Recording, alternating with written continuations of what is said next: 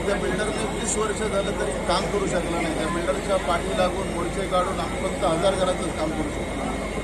पण ते 1000 घराचं काम करता करता एवढा अनुभव आला होता की आणि लोकांचाही एवढा विश्वास होता की परमेश्वर जर एखादं काम हातात घेतलं तर ते सोडत नाही पूर्ण केल्याचं. त्यामुळे लोकांचा पूर्ण विश्वास आणि लोकांचा माझ्या पाठी 3 वेळा नगरसेवक बनवल्यामुळे खूप विश्वास होता. आणि त्यांचा नेहमी पाठपुरावा होता, साहेब तुमच्या एका बिल्डिंगचं काम केलं तुम्ही आमच्या बाकीच्या पूर्ण विभागाचं कधी करा. आणि तोच प्रश्न घेऊन जेव्हा मी शिंदेसाहेबांकडे गेलो, शिंदेसाहेब तेच म्हणाले की तू जर बिल्डर बघत असशील तर कुठलाही बिल्डर हा तुमच्या एवढ्या मोठ्या झोपडपट्टीचं काम करू शकणार नाही.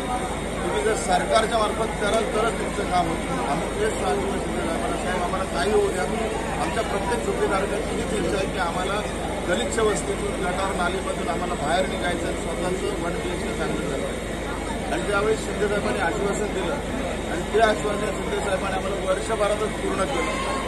एवढा मोठा 16,575 घराचा प्रकल्प मंजूर करून दिला आणि 6 महिन्याच्यात आमच्या 16,575 घरांपैकी 6 महिन्याच्यात ॲग्रीमेंट पण करून घेतली आणि पात्रता देखील केली आणि 90% पात्रता झालेला हा आमच्या मुंबईतील पहिला प्रकल्प आहे.